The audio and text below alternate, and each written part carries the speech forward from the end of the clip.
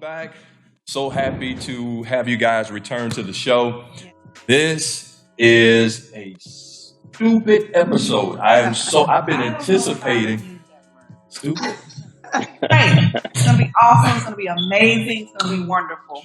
All that sounds stupid to me. That's just my. I love it. I love it. We're back with our guest. I have been telling you guys that we have something special for you today. You know that today's topic is how to become a power couple in less than 1 hour a day. And all you guys wanted to hear, what is the nugget? What's the nugget? How do we do it? How do we do it? And so we have our guest on today. Would you guys welcome Miss Andrea? I'm going to tell y'all why I'm saying it like that here in a little bit. Miss Andrea and Nate. God. Welcome to the show, guys. Thank you. All right. Thank you. Yeah, welcome. So right off the bat, we don't waste time on the LitTV show. We try to get lit right off the bat. So we're going to jump into this thing. And so right off the bat, I want to ask you guys, tell us individually about yourselves. Nate, I know you. I've known you for years, and I know your success story. I've read about Miss Andrea, and I've heard about her success story, but our viewers and our listeners haven't not. So can you guys just give us a really brief synopsis to your backgrounds? Just kind of tell us who you are. Absolutely. Babe? Okay, sure. Well, I am, I wanted to say this, I am a very proud immigrant. Okay.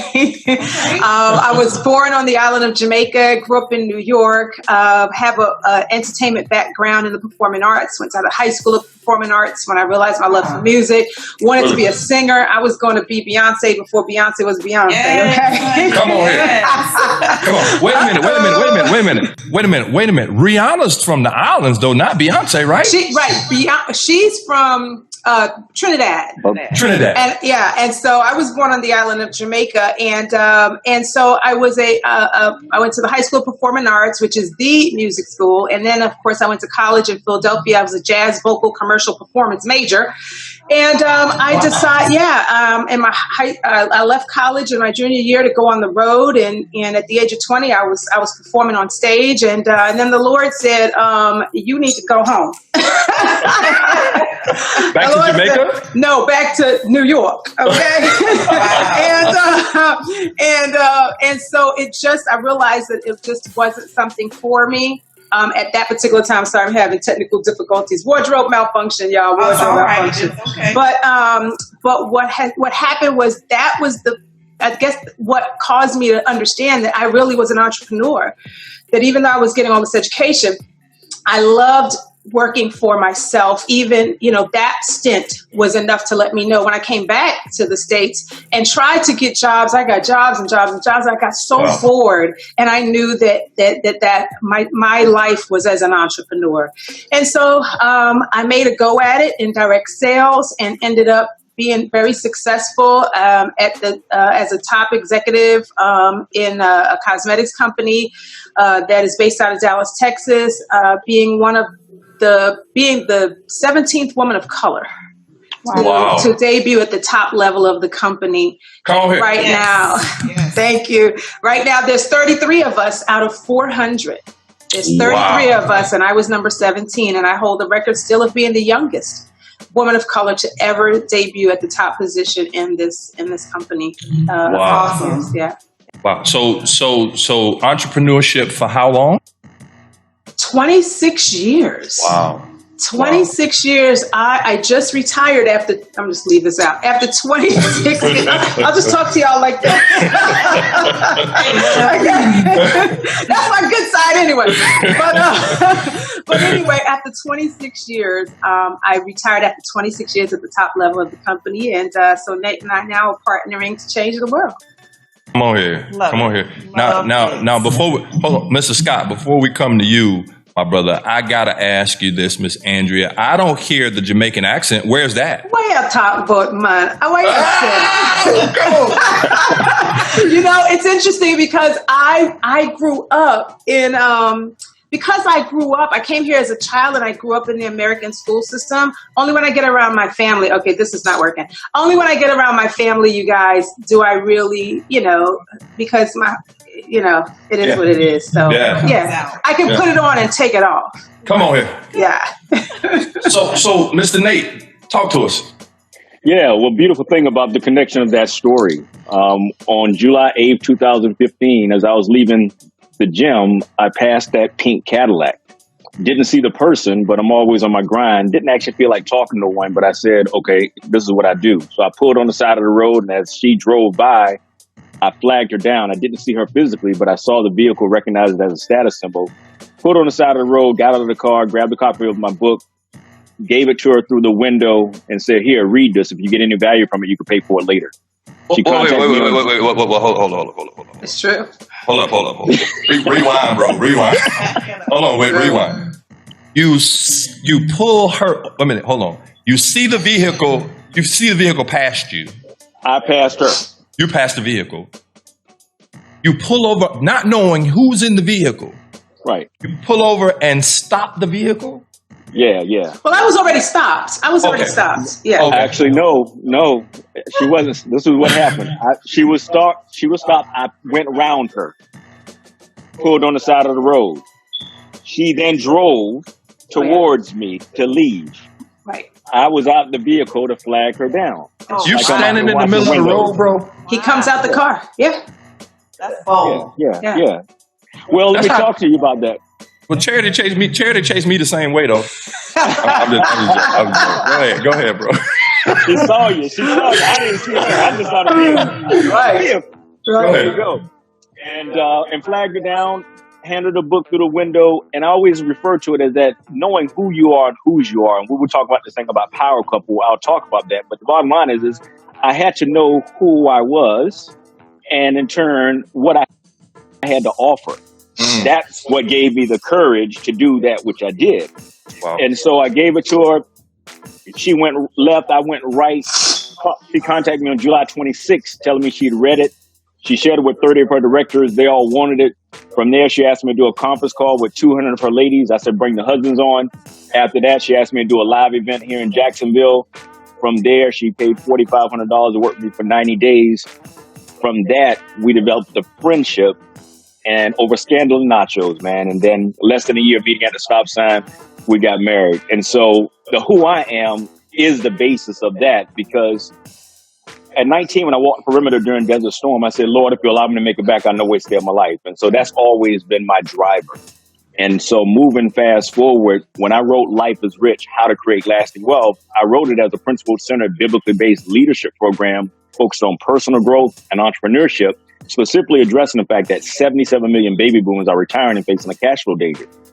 Life is rich means I live in fullness every day because I realize I'm Christ's heir. That means spiritually, mentally, emotionally, relationally, physically, and financially. So who I am is all wrapped up in that message. I can give you the highlights of the things I've done in real estate, things I've done in owning businesses, things I've done as an author, speaker, as a West Point graduate, all those accolades. But at the end of the day, who I am is someone that values educating, equipping, and empowering people and showing them how to take God's word and apply it on a daily basis. And so our coming together as a union was really based upon that. Was that your mission statement? No, the mission statement is to live each day principle-centered, based on biblical teachings, and to be a person of value and positive influence in the lives of the people in which I influence. So you're an accomplished author. Very successful background in a number of things. As a matter of fact, I'm putting you on the spot here because I know the information, but I want my audience to hear it. You acquired your first million at what age? 32 years old. And after serving in combat, then going to West Point, then graduating, and then working, but always being an entrepreneur. And so the thing I like to give people as inspiration is really say, take away my West Point degree, which is engineering sociology, take away my MBA from George Washington, take away my financial planning from Georgetown. When I learned to pick up books and go to seminars and be around successful people, that's what taught me how to read the Bible as a practical manual, which in turn put me on a lifetime journey of lifetime learning. So I'm like, do you want a job, a career, or a life? And based on your answer to those three, I will then tell you, and I've been equipped to tell you how to make that game plan work. So let me ask you this. A lot of people toss around the term power couple, have told us that we're a power couple. What does it mean to you guys to be a power couple? Hold on, before y'all answer that, let me just go back to what she just said. They used to call us power couple. I thought that meant because there was a season in our life where we didn't have our lights on. Our lights was out. So we come on here.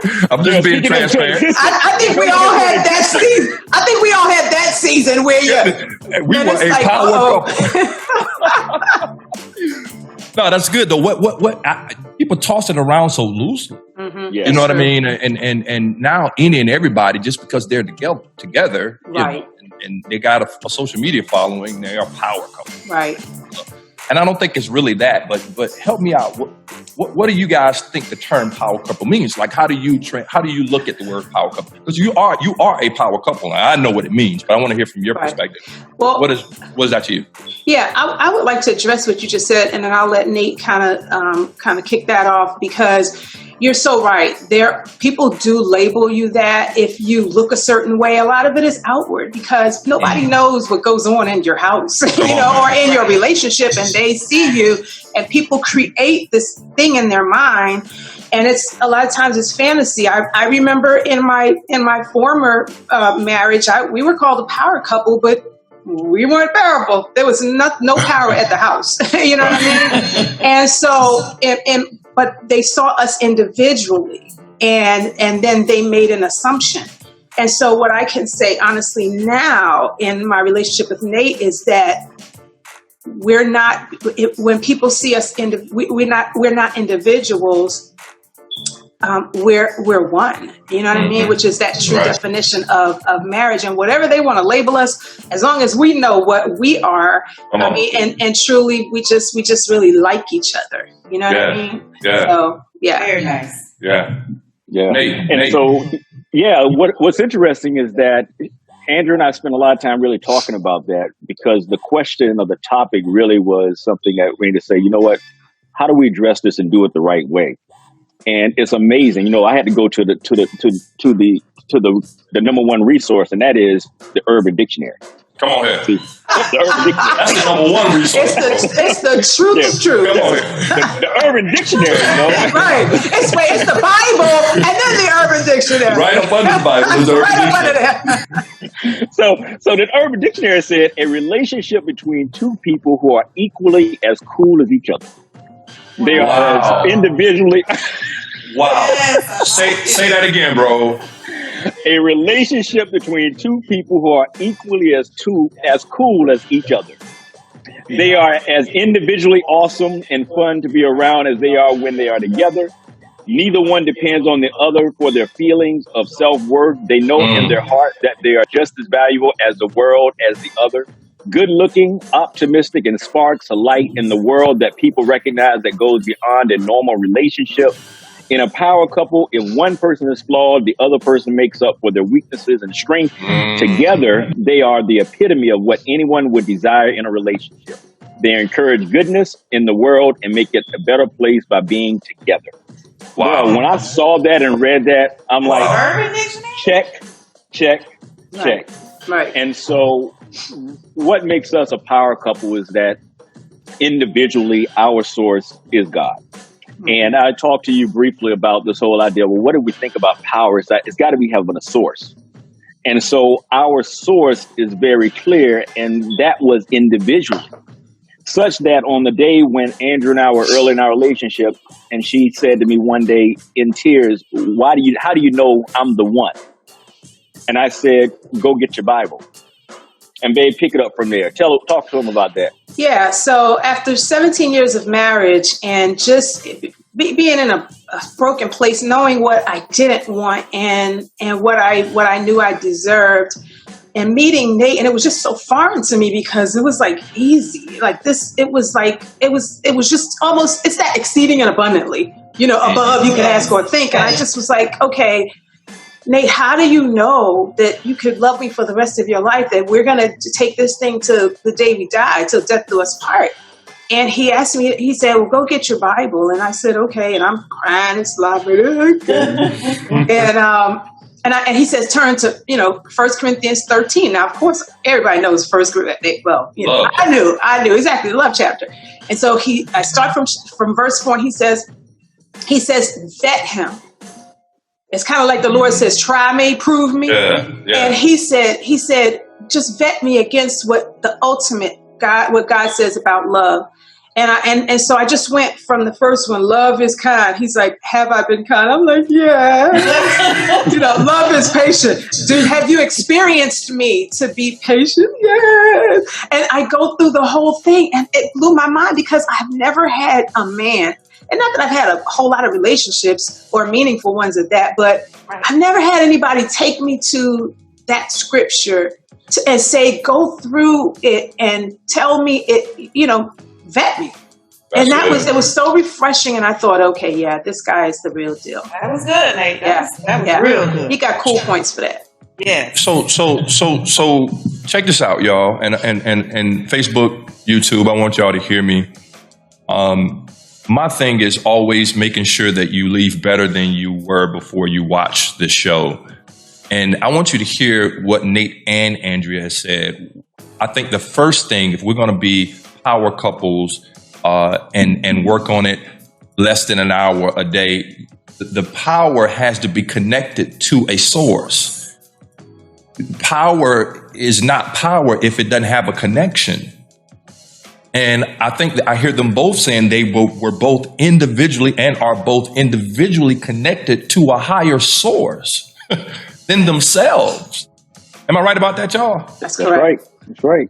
And so it starts by making sure that we're connected. And I just want to draw that out while they're talking. I don't want you guys to miss this, Facebook, YouTube. Don't run past the mere fact that the reason why a lot of times the couples don't work or you can't seem to get on the same sheet of music or have any type of power in your relationship is your connection. You're not plugged in. Right. Individually. That's right. Individually. Mm-hmm. Come on. Yeah, and speaking to that, Andrea had, as you saw, we had individual tracks in which we were running on.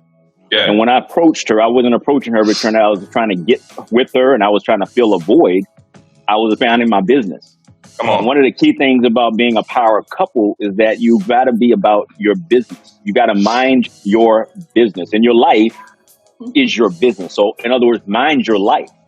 Mm. And when you're doing that, then you're able to cross paths with that one that is drawn to you. I call it alignment before assignment.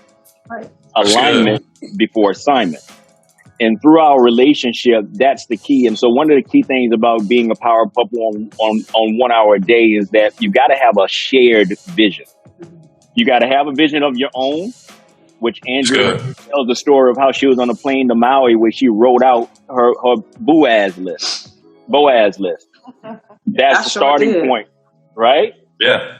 And so from there, individually, I had a vision. Mine was rooted in when I made the vow to God. So when we came together, it was literally saying, okay, what are you looking like life-wise? What am I looking like? But not doing it in the context trying to get together, but just trying to connect. Mm-hmm. So because we became friends before we were lovers. Right. That's a real deal because that's where likability is. I mean, we developed a relationship over Scandal and Nachos. That's how we became who we are today. You watch Scandal, bro? Yes. Oh man, it was so good. And Lifetime. Nate, a lot of watches you on Lifetime. Last time we used to hang out. Did you watch Power? Since we're talking about Power, I can't get it. I watch it, but I ain't buy no extra channels to watch it. I watch it whenever I had something, maybe a special. I didn't go get the extra channel to get it. I got you. So check this out, y'all. You said that one has to have their stuff together, the other has to have their stuff together, and then you come together and those visions align. And so, Nate, would you kind of address from a power standpoint the problem when one is not able to two things with power and one's not pulling its weight? What happens in those scenarios with power? You used a scenario the other day, you and I was talking, and I just want to draw this out because I want people to hear what you said about two cars with batteries. Can you speak to that? Absolutely. Yeah, I was talking about this whole thing. The first is if you want to think about what happens in a dysfunctional relationship, and that's not necessarily financial, because I'm also bring Andrea to the table so she can talk about how we met and when we met and what state she met me in. because that right there is powerful in and of itself. But this whole idea of power couple is similar to, if you can imagine two vehicles where you got one vehicle that has a dead battery and you stop someone and ask them to give you a jump. Yeah. You got to have a common something to bring you together. That's to start out with. And that's oftentimes what happens in the beginning of dating. You look like you coming together. You look like you got the same desires and everything else, which brings to one of the principles about transparency and communication. So the first tip I told you about being a power couple is common vision. The next one is communication, open, transparent communication. So I shouldn't be trying to get a jump from you, and then I don't even have a battery in my car. You don't know that. That's one thing, as well as don't be trying to jump. If your battery is so dead that it's going to kill who I am. Yeah. Because I'm trying to power you up. Oh, come on here. Come on. Yes. You up. That's right. Come on. That's good. I can't be spending my time trying to make you feel a certain way. I can't be validating you on a daily basis. That right there, I've got to now prove to you every day. That's training. Every day I got to prove to you that I'm into you. Your jealousy, your insecurity, all that stuff. That's good. Right. Make it effective. So just like in that vehicle that's charging, you're going to end up killing yourself. It's so like, put your mask on first. Right. And then secure the mask. And then secure. Right. Right. But babe, talk to them about that from a standpoint of, because some people misread that as they I got to have my stuff all together. Well, what does all together really look like? And how does that share with our story? Okay. So first of all, let me preface this by saying, ladies, do not let your girlfriends cause you to miss your blessing. Come on, somebody. Hold on. Rewind.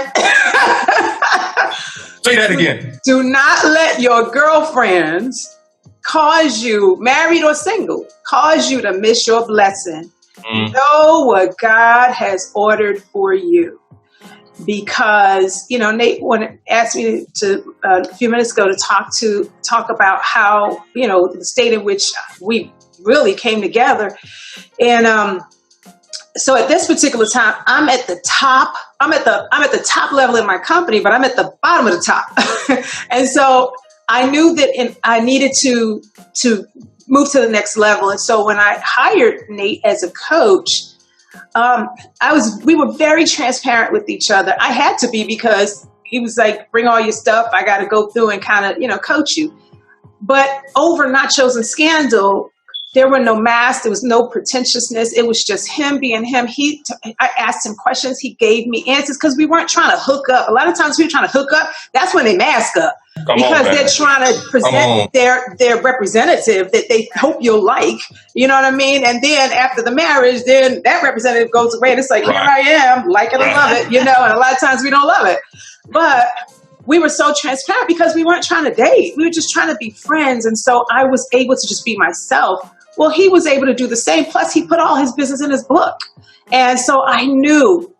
But the thing about it is that when I met Nate, he wasn't at the top of his game. He had pretty much lost everything. Here he was, someone who had an assets of $5 million, who I've never had assets of $5 million. I was $1 million earner in my company, but that didn't mean I had $1 million in the bank, But he had documentation.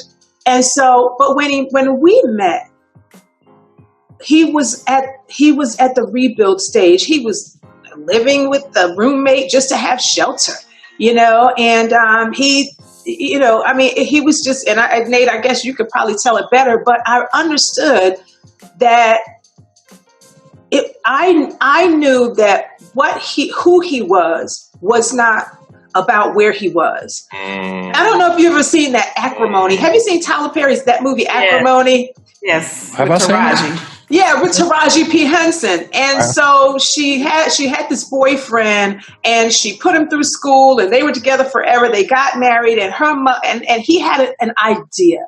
He had an invention. And he believed in it so much, but he was washing dishes at a restaurant, and he just couldn't, but he knew his value. And so her friends and her mother and her girlfriends and her sisters, they were like, you better leave him. You put him through school. He's not bringing anything to the table and all this kind of stuff. And so finally she just got sick of being the helpmate. And she let go of the vision, and somebody came and believed in him and scooped him up. And his vision was worth $400 million or something like that. And at the end, he wrote her a check for $100,000 and said, here you go. And then she, went crazy because she let this thing go. But I knew that that he wasn't where he was financially. I was at a better place financially than he was. But I knew that this guy, that he was a brilliant man.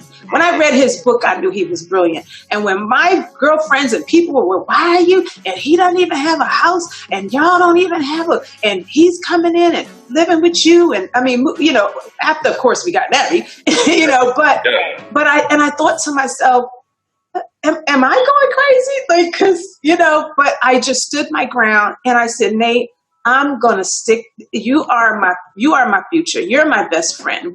And if I lose all my girlfriends, you're worth it, because he literally is my best friend, and I will bank on us. I'll bank on us all day long. And God has proved that He is trustworthy and honorable, and so that's it.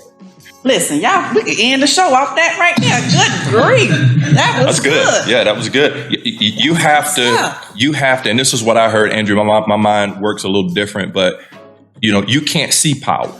Exactly. You can only see the end result of power. Come on now. Absolutely. Can't see power. That's right.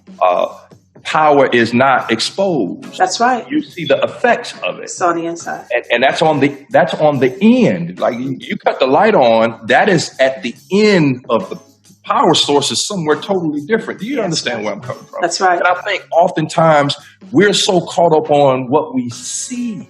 That's right. Only. Absolutely. And I just talked about this last night, Nate, or Sunday. We talked about seed, understanding. Yes, indeed.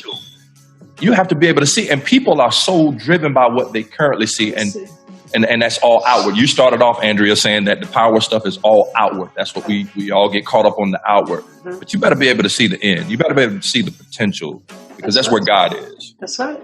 So, wow. And that's where it moves into that common vision of why it's a blessing to be considered a power couple, but more importantly, a blessing to actually be that power couple. See, there's so many people that want to look rich as opposed to be rich. Come on, man. And what's exciting with us is that which we are projecting is authentically who we are, and we take that assignment very seriously to walk that thing out. The word shows that now faith is the substance of things hoped for, the evidence of things unseen. Well, that's where that power looks right there, because it's right now in the present, that which we stand firmly on is our power source. And the way that we move through life, our vibe, the way that we move forward with charging towards goals and making impact, is to show people that if in fact you have the expectation of what God has for you, that hope, then when you come together with that other person, it will be manifested, because you both won't be thrown off because of what your current situation is, but actually where you're going, because you are clear about where God is taking you. And that's what we want everyone to know on a daily basis. The thing that you want to be doing is that you want to have that daily connection where you're looking at that vision board, and you are in turn making steps proactively about bringing that to fruition. It could be in the same field or different. The key is, are we working towards a common end goal? Right. And Nate, can I just add one quick thing? I wasn't stupid. He did have a plan. So I wasn't following him blindly, and he just kind of like, okay, we don't know what we're going to do. But he had a plan, and he presented the plan to me. And I knew that that not only did he have a plan, but his work ethic, his honesty, his grind was just always there. And I knew that it would be worth it in the end. So it's a matter of time. Now, let me ask a question, because the story is beautiful. It is. It sounds beautiful. I'm sure it is truly beautiful. So to keep it real with our listeners, I know there's conflict. That's good, Charity. What happens when conflict arises in this beautiful power couple? Yep. So Andrea, share with the story our actual conflict. what was it? Give them the backstory on that and how we move. Yeah. Don't hold back. This is the lit TV, so let's get lit now. Let me just say this. Nate and I, and we talked this morning. I said, Nate, have we ever had a fight? Like we never had because honestly, we genuinely like each other, but we have had disagreements or different thoughts about things where, for instance, one of the big bones of contention was we were not on the same page as far as coming together. So we have two households where he's an entrepreneur, I'm an entrepreneur, but I was over here doing this thing that I've done, that I've built alone for 26 years, and he's over here with a vision for us. So I'm on a me thing and he's on the we thing, and I didn't buy in because I had a stake in the ground for this thing, and I knew I fleeced the Lord 100 million times because I was like, God, you mean you want me to let this go to start over and build this with this guy? And I knew that God was calling me to build something. I've always been a builder. I don't care if it's a small church, let's build it. I don't care if it's a small vision, let's build it. That's what visions are. You just need that person or the people that are committed to the vision. And so I had told him, Nate said, Andrea, if you have the plan to get us to where we want to be, then let me know. And quite honestly, I knew that it was time for me to move on, but it was hard letting that go for my relationships, income, lifestyle. But God has a way of moving you out of causing circumstances to move you into the place that you want to be. And so long story short, I told Nate that, okay, I'm going to retire and let's work on our company. Let's work on our vision. And then I got scared. I literally felt like, okay, I don't know. I'm not ready. I told him I was ready. And then I was like, I'm not ready. And didn't say she wasn't ready. I didn't even tell her. I just kept moving. I just watched. I figured he would miss it that I didn't retire when I said I was. But anyhow, and so he got it. I love Nate because he's so controlled. What Nate did was he decided he was going to go get a job. He left the house and went and got a night job just to so he didn't have to. I don't know what, Nate, you got to explain your thought process. I hated it because I was so used to him being there, but I knew that it was my fault. And so, not really my fault, but it was my responsibility to be a person of my word. And I did go back on my word. And so, that following year I did retire. And then in January we retired and congratulations too, by the way. Thank you. God has been blessing us tremendously. So that was our biggest spat. And so the lesson in that, as far as how do we deal with the conflict, is that somebody has to be able to not engage in a fight. Right. I don't deal with nonsense. So I'm not one to draw things or whatever. I'm gonna say what I'm gonna say, and I'm gonna stand firm because I'm always leading from that. And I always reflect that back to her. I said, you don't have to like what I say, but I'm only listening. I'm only following God. So you his child, so I ain't got nothing against you. You deal with it. And so, yeah. I'm going to use that, Nate. I'm going to use that, Nate. I promise you. I'm just over here. Why are you taking notes? I need to take some notes. And so in that situation, I went and got a night job. I worked in public, stocking shelves. I hadn't had a job, and I don't know. I mean, I can't remember the last time I had an actual job. Where was a job because I had to actually have a job. But I left the house because I said, I'm going to put this time into me. So I would have my earpods on and I would do personal growth and development. I was away from the house and I knew it was a visible representation of what I'm willing to do. Say, I'm not going to stick here with this because I'm not going to talk to you about that, which you already told me we were going to do. And so she told me later on last year, or maybe it was this year, the consequence of her disobedience, of that not happening. Again, let God do with his thing. So babe, tell, because I didn't even know this. How did you come to the day when you shared that? I was doing I do a ladies mentoring call on Monday mornings. And I was talking to the ladies about the consequence of disobedience. And it didn't dawn on me. It was like that, like the Holy Spirit just said, add this up. And I added up how much money I lost because I didn't leave when I said I would, when the Lord told me to.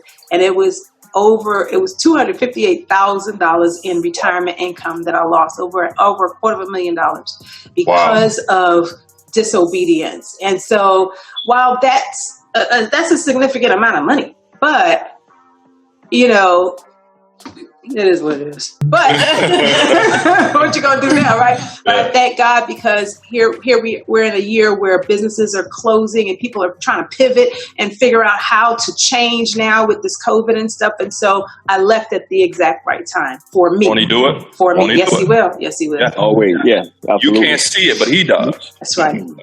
I tell you guys what I would love for you to do.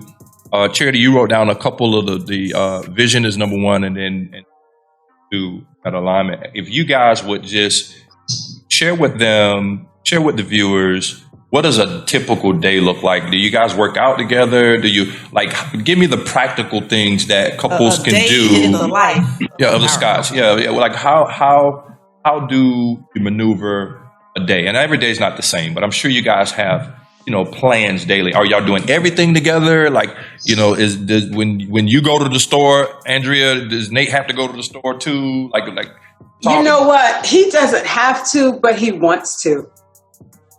The thing that's so great about us is that we really are best friends, and we literally can do anything together. Like we can go get pedicures together. We'll play basketball together. We'll work out and lift weights. He'll do aerobics if I want him to. We just hang out. Lifetime movies. This dude right here watches more Lifetime movies that I just was like, okay, I'm just going to watch this. I'm just going to watch it. Okay. So, you know what I mean? But he's so easy that it makes life so I feel safe with him. I can be my authentic self. We do everything together, right, Nate? We love to travel. We have the same interests, but we have our times when we are, What is a typical day? The day in life, yes. The day in life, Andrea is an early person. So Andrea will be up 4. What time you normally? I'm around a 4:30, 5 a.m. person. Okay. And unless I'm doing some type of workout plan, which I'm not doing that year round, I typically roll out of bed 9. Mm-hmm. And my 9 out of bed just means I get out, but I'm up on the phone in the bed. So, but she's downstairs doing doing a Bible study. Our only time that we're closely synced, waking up wise, is that she does a 6 a.m. morning call for women. I do a 7 a.m. for men. So that's Monday morning. If we're up both at that time, I'm then doing coaching calls with people. And I don't know, she's downstairs on the couch doing calls as well. We'll go out for a walk, which is normally a 2-hour walk. 2 hours? Yeah. So it's like 7 miles. Yep. God bless y'all. Yeah. So we do that, and then we'll come back, and if we don't have anything that we're trying to get out to do, then we'll stay like that in our sweaty stuff. If we got something that we're doing, then we'll go up and go ahead and shower. Well, I said one of us, we eat. We love food, and we hang out. Because honestly, man, we truly do live full time. I don't like schedules. Mm-hmm.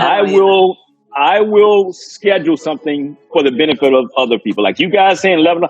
I only do this because it's easy for other people. But for me, I literally take a note from Stephen Covey's 7 Habits of Highly Effective People of first things first. I literally will just choose where to devote my time at. If I get a phone call from someone and I want to have that communication with them, or if I need to have that communication with them, they need me, I'll stop what it is that I'm doing because I don't have any restrictions. And that's the blessing, is that truly, truly, truly, we have a lifestyle that has no boundaries. When I go to the store with her, I'm not stopping work because all I have to do is have my phone and my earpods. He never stops working. Everything that I do, I'm on my walk. And I'm doing phone calls or taking calls or doing presentations all from my phone. So it's truly one of those things that I can show someone how to design that lifestyle, but for someone to try to mirror it and thinking, well, this is what I want to do, one couldn't do it if they're not beginning with the end in mind.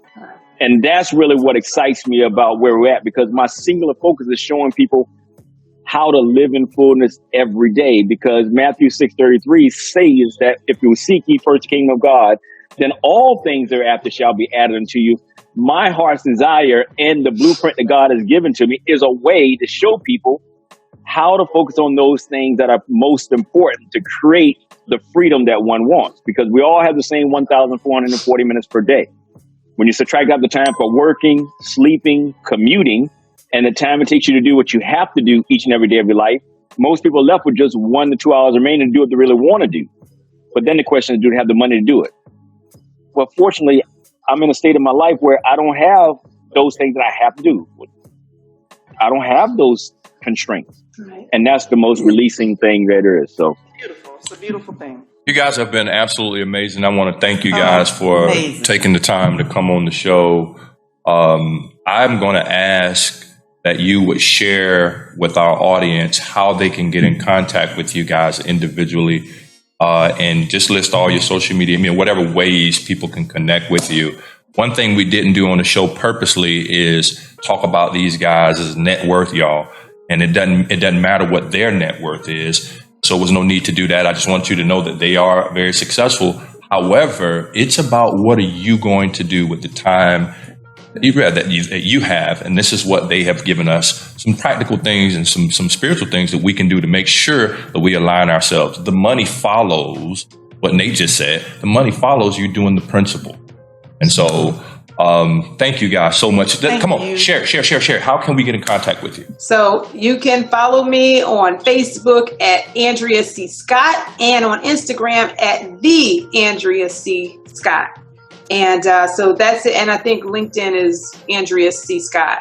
So, and then our website is thelifeisrichcompany.com, thelifeisrichcompany.com. And you'll be able to I'm also a published author. Our books are there, resources. You can get in contact with us, call us. We'd love to talk with you. And then Nate will share this. And my Instagram, Facebook, everything, YouTube, all can be found at Ask Nate Scott. So everything is at Ask Nate Scott. Our thelifeisrichcompany.com includes not only our books, but also our coaching, our workshops, and our classes.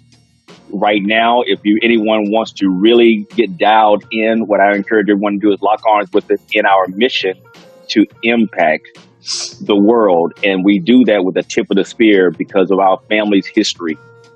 Our Andrew's mom is a breast cancer survivor.